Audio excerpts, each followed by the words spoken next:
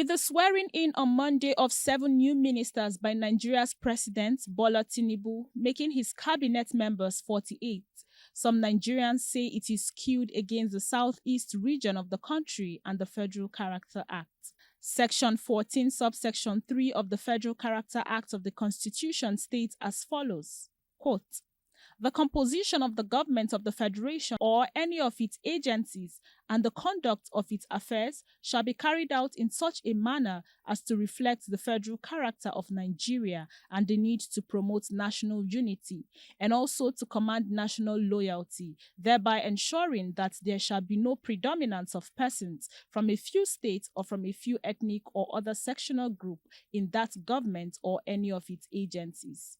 End of quote. The development runs contrary to Tinubu's campaign pledge to consider every region and state for selective and appointive positions. Senator Eyinnaya Abaribe, a senator representing Abia South in the parliament, in his recent outing on Arise News, espoused on the issue of marginalization of the people of the Southeast. So what are the changes for the Southeast? You remove one minister for the Southeast, you replace with another minister. So what do we have? This President of the Federal Republic of Nigeria breaching the Constitution and going on as if it does not matter that he's breaching the Constitution. And so the President has breached it for the past 18 months plus and does not seem to want to, because we thought that with these changes, maybe there will be some adjustments that will also put some balm on what is going on in the minds of people from the Southeast. What do the Igbos want?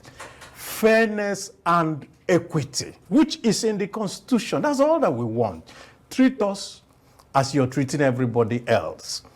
The latest cabinet reshuffle by the president has further reduced the percentage of Southeast ministers in Tinubu's cabinet, with Southwest topping the flag. I don't know why I'm not really surprised seeing the Mr. President.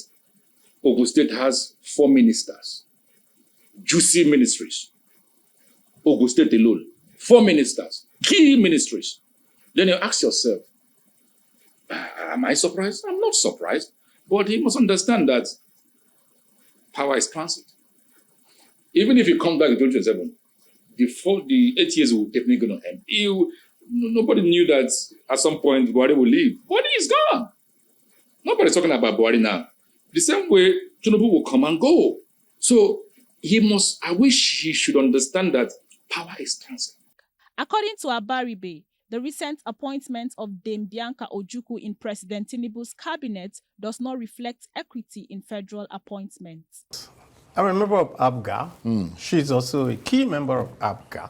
But I think that she deserves to be a minister in her own right. But making her a minister is not meant for the Southeast. The point really is that, well, maybe those who are advising Mr. President are not giving him the proper advice. Like I said, what the Southeast want is do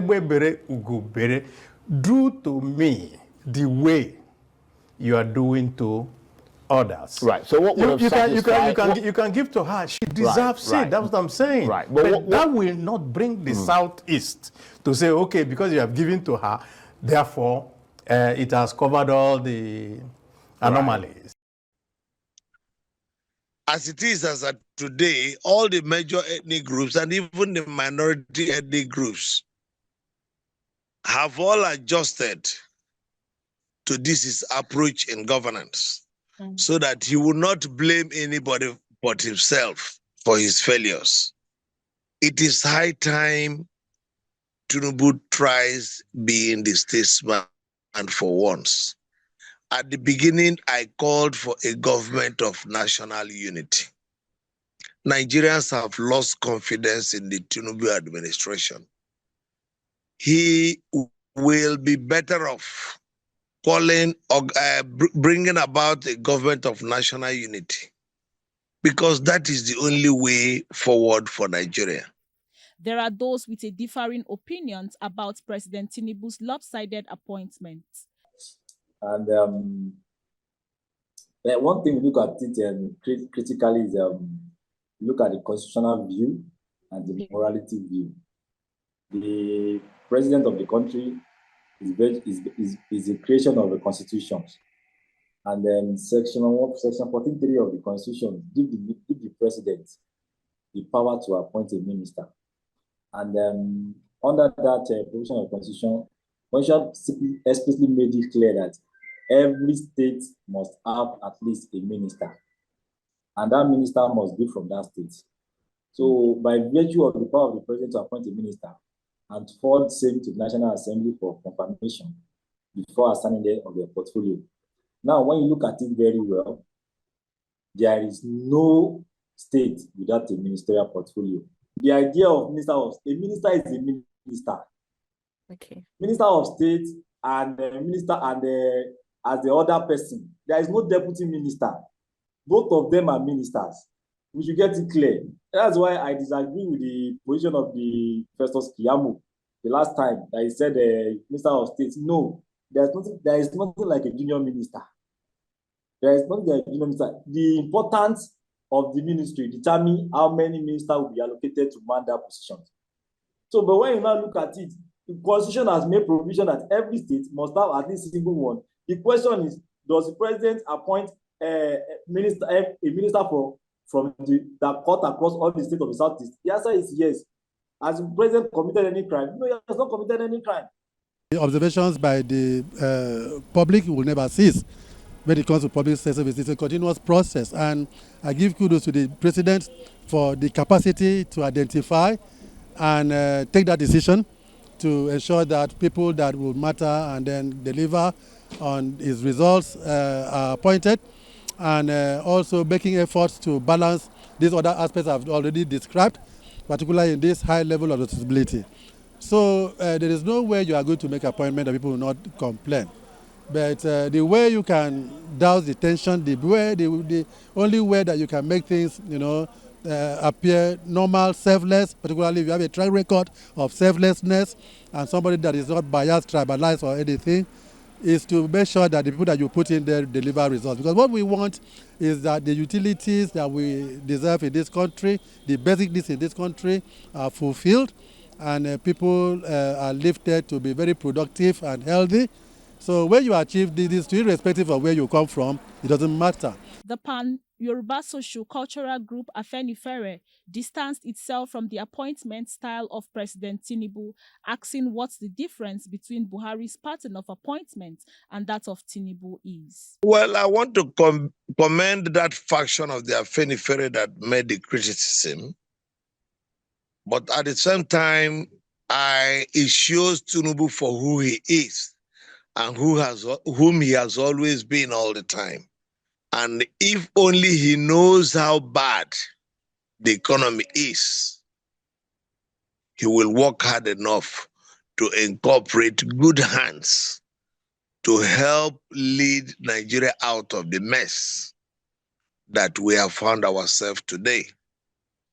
He doesn't have much time, by the way, to appoint and get the best of hands to help him drive Nigeria out of the economic mess and the woes he has put the country by virtue of those two policies he announced on the date of his inauguration without adequate preparations.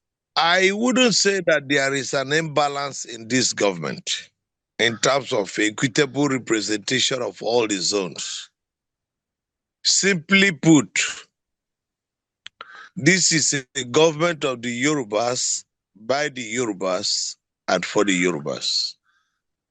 Because as far as Tinubu is concerned, it's strictly a Yoruba government with all the strategic positions given to Yoruba people. And I don't think they care about the interests of the other sub-regions that make up the Nigerian federal state. Therefore, it can best be described as a government of the Yorubas, for the Yorubas, and by the Yorubas. However, he is obviously copying the Buhari method, but he has now worsened or gotten to the stage that Buhari didn't get to. And it's such a terrible example to state, to exhibit in governance. Although the feeling of marginalization is not particular to the Southeast, other regions are still clamoring for one issue or the other. It is time for President Tinubu to see himself as a president of the Federal Republic of Nigeria and not of a particular region. In Abuja for True Vision TV, Ebere Anebo.